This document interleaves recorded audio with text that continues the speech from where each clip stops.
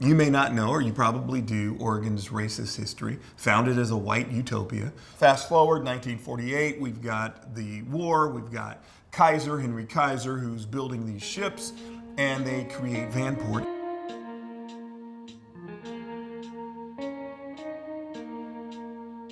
So the flood happens in 1948, wipes out Vanport, and now people are forced into the city, and ultimately became Albina, or a space called Albina. And Albina was its actual own city. There was actually a mayor of Albina. So Portland didn't want the black folk and the poor folk, and Vancouver didn't want the black folk and the poor folks, hence Vanport, this compromise that gets wiped out through a flood. Albina was the area where it was really kicking. You know, I mean, it was really, really, really nice. Anything that you wanted in the area, television repair, shoe repair, record store, dry cleaners, whatever was there. And you didn't have to go out of your community to get anything, you know.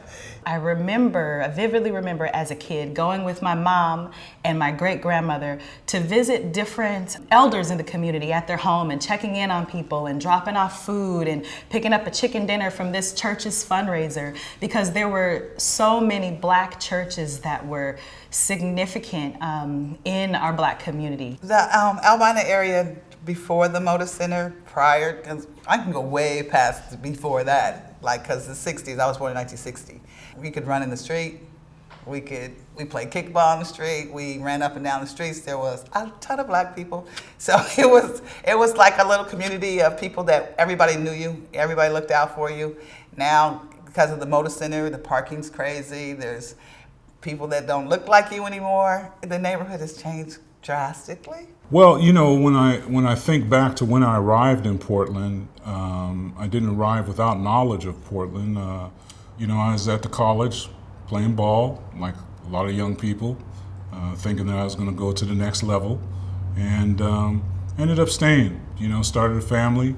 But what I recall is seeing the incremental removal of the neighborhood.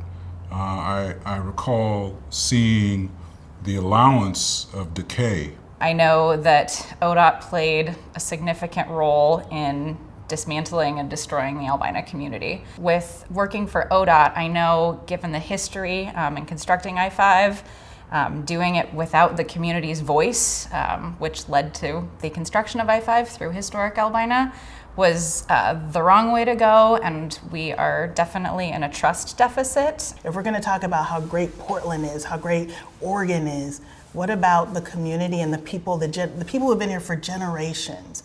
What needs to happen to correct some of the things of the past, but then also include those communities in the conversations and the planning for moving forward? The I-5 Rose Quarter Improvement Project is a transportation project, but it's also so much more than that. It's a community building project as well.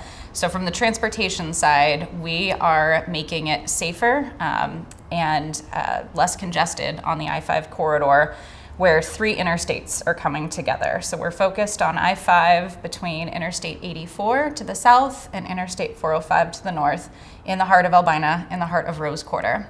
We get asked a lot, what is a highway cover? It is a wide bridge, think of it as a land bridge or a cover, a cap over I-5. So it will provide the space for roadways to connect over I-5, but also new community space on top. ODOT's role is to build that canvas, that space, and then we will be looking to the community to help us define what is that place that will be on top of the highway cover. I look at this project as an opportunity for economic advancement for Black Portlanders, from an ownership standpoint for businesses, from an ownership standpoint for homes. The economic benefits from this project will give Black people more choices. We don't want low-income housing or moderate-income housing. We want the ability to have choices of where we want to live and how we want to live. That's the big outcome that we should be trying to focus this new project on. We can look at what happened to us in terms of the displacement, and we can look at the people who kicked down the doors and the giants that came before us to get us to this position where we are now, right? Regardless of how people feel about it, ODOT has been very intentional in bringing the community together. There's a healing that I think needs to take place, and maybe this project is big enough to begin to kind of prod us to say, where are we? What do we need to do for future generations? But there are so many opportunities for new collaboration, new business, artists to be involved, folks to become journeymen in trades. So really this is kind of a once in a lifetime opportunity for us to capitalize on what infrastructure projects, what needs to be done, you know, logistically for transportation and safety. And my hope is that we leverage all of it.